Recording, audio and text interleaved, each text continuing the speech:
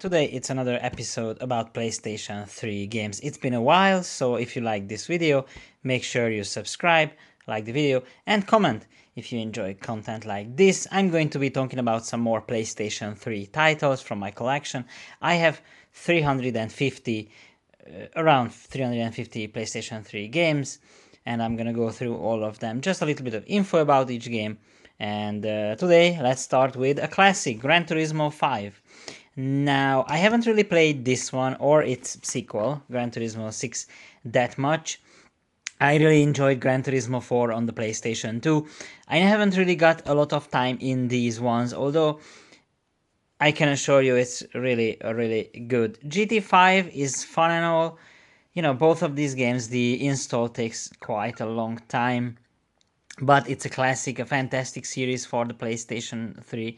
And yeah, it's just, probably the best simulator racing game on the PlayStation, and I would argue that on any console. Just the amount of cars and details and whatnot is just fantastic. GT5 was a bit of a disappointment for me because GT4 was just so large and all, but GT5 had its own problems. The not all of the cars were the premium cars, so with the all of the model details and whatnot, but still we had to wait a long time for GT5. And then of course there is GT6, the sequel. I played even less of this. I installed it, it took a really long time, and I played it a fair bit.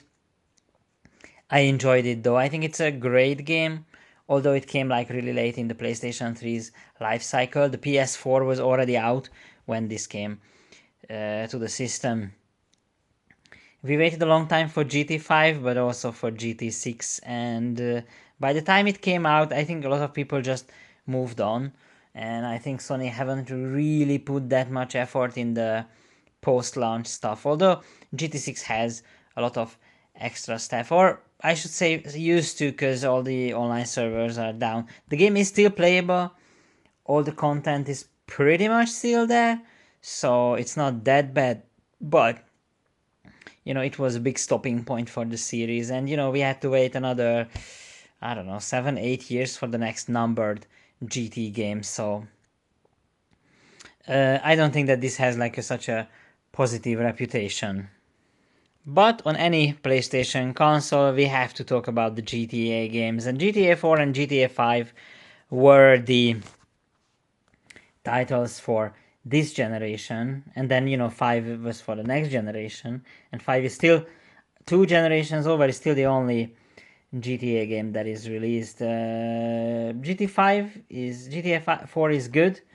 I think I enjoyed it a lot. I played it on the PC. I enjoyed it for a little bit less than the other ones. I'm not really a big GTA fan. I played it like half through the game, and like the Nico stuff and all the how do you say it, like they're always calling you on the phone. There is always this annoyance. I didn't find the map, like the map of basically New York City, called Liberty City, that enjoyable. It was kind of a fun game, but I enjoyed GTA 5 much more. I think a lot of people are like that, although I think GTA 4 is a bit overrated. I think the PlayStation 2 titles are a bit more solid, and then GTA 4 was a big leap forward into the HD world.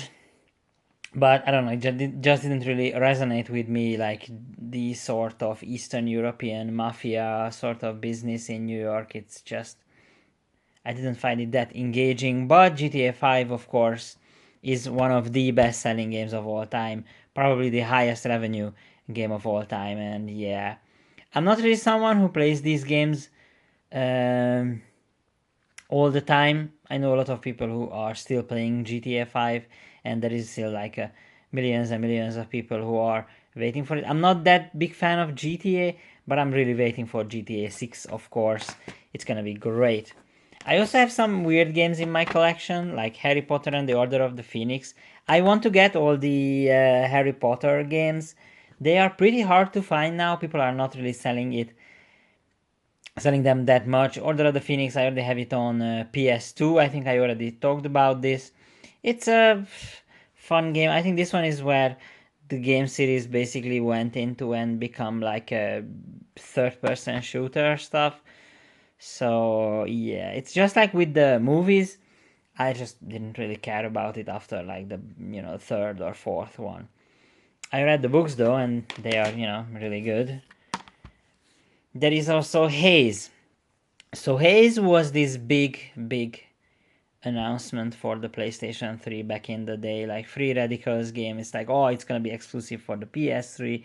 It's gonna be this huge deal, and it was kind of a big deal. But then Free Radical didn't really find a publisher for it.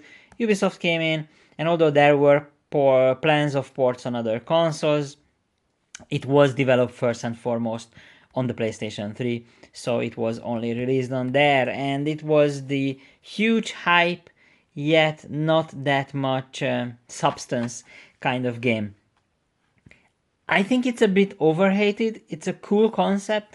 It plays well enough. So basically, it's one of those games where it's like a double A, triple A kind of game with like a unique stuff. And basically, in Haze, you have this like drug that they inject into the soldiers, and then they start to see the world in this like really colorful way. But something is missing. So in like one instance, you don't take your drug, or like the drug wears off, and it turns out that you are just killing normal people. And then the company or government or whatever, they're just making you fight against people against their will. So the story is pretty cool, but I don't know, the execution wasn't really that good or interesting, or like it's a pretty ugly game. To be honest, it's an early PlayStation 3 game, of course, so there are not that big, so, the hype shouldn't be that big, plus they run out of money and whatnot, so it was a mess. But hey, I think it's still something that if you have a PlayStation 3, you should consider trying this game out. And the launch title for the PlayStation 3, of course, Heavenly Sword. I'm not really the biggest fan of this game. I tried it a little bit. I have to go back and play it again because I just played it like a couple of minutes.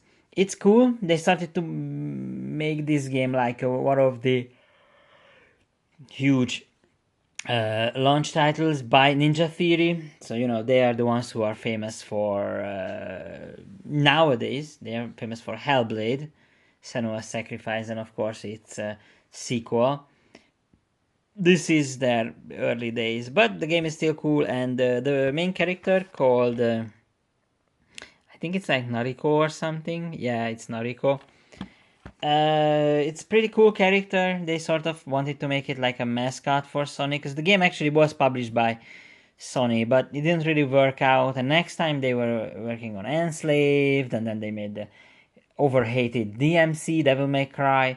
So yeah, Heavenly Sword it wasn't really that engaging, and a lot of the launch titles for the PlayStation 3 was kind of like that. But when we are not talking about the launch titles, but about the real exclusive, then there is one really good one. It's Heavy Rain by Quantic Dream.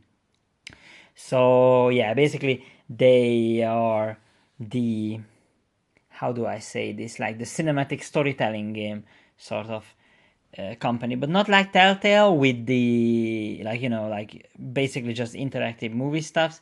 It is a bit more involved. It's a bit more gamey game.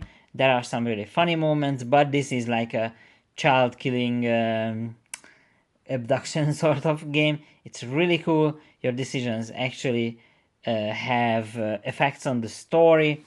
There are some really like gnarly and stupid and crazy stuff in there. So I really recommend Heavy Rain. It's on PC now, and the original release came with an origami. So while you install the game, which I think it's like a pretty big install for the game.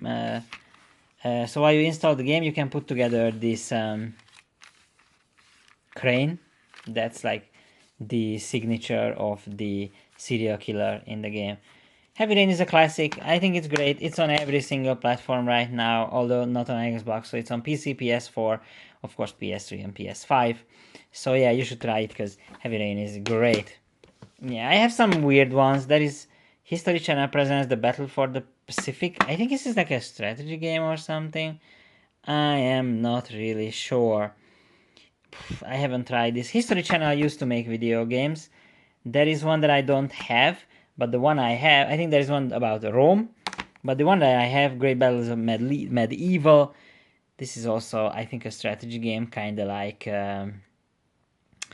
what do you call it? The Total War series. As a sort of strategy game, it's weird that it's on PlayStation, it's on consoles. Epic strategy RPG.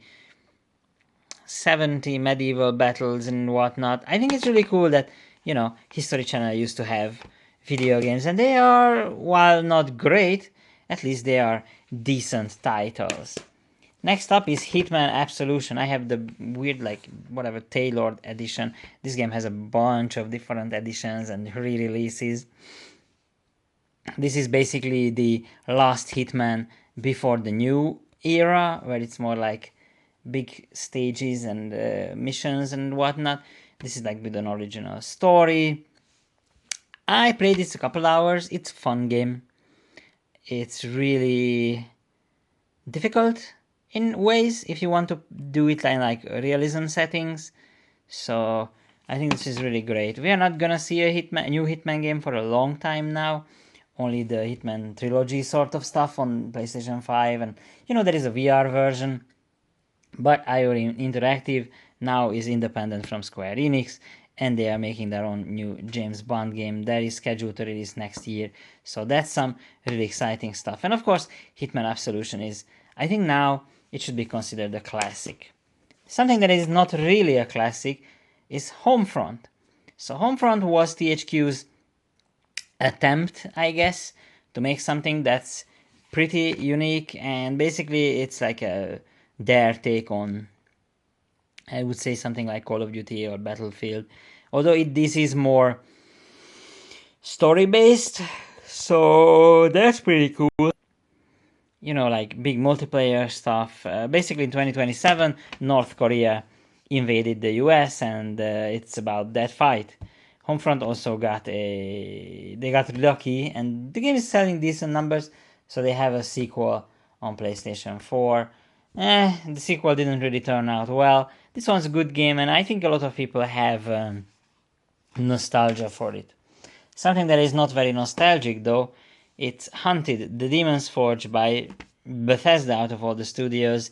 This is a pretty low quality game, fantasy action game with classic dungeon crawl with the intensity of modern day shooter.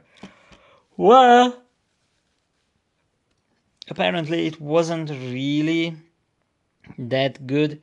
I'm not sure if it's a game that was made like internally by Bethesda or something. The cover art looks really cool. There is a nice colorful manual. Even the inside artwork is good looking. If I can do this, yeah, you see it's like skulls and yelling people. So that's fine, but yeah, the game didn't turn out that well.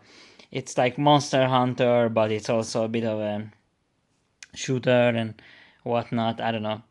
It's not something that is talked about anymore because it's pretty low quality. But something that is talked to this day is the Classics HD re-release of Ico and Shadow of the Colossus. Now these are, certified bangers, huge classics. Ico, of course, and Shadow of the Colossus from the PS2. And these versions are pretty much the best versions you can get for these games up to this point, because Shadow of the Colossus got a Bluepoint Games remaster like 6-7 years ago, so it was a bit of a long time ago, but this is Ico's best version to this day that you can get. Yeah, it was made by Bluepoint Games. They made a lot of these remastered stuff like Metal Gear Solid HD Collection. And yeah, these are just like two classic games that are just the prime example of, video games can be art, just beautiful, artistic. The music is fantastic in these games. There are some really nice action in there. The story and the visuals are just fantastic, and the games run really well on the PlayStation 3, which can be said about the PlayStation 2 versions, because theirs were always tend to drop a lot of frames. And that's it for today. These are the games. Of course, my recommendations would be Gran Turismo. I think Haze is underrated. Heavy Rain is really cool. And of course, Ico and Shadow of the Colossus is also a fantastic game. Both of them are fantastic games. So, this was the newest episode. Thanks for watching. I hope you subscribe, and if you stayed until the end of the video, make sure to leave a like and a comment. Maybe if you played these games and enjoyed them. But as always, thanks for watching.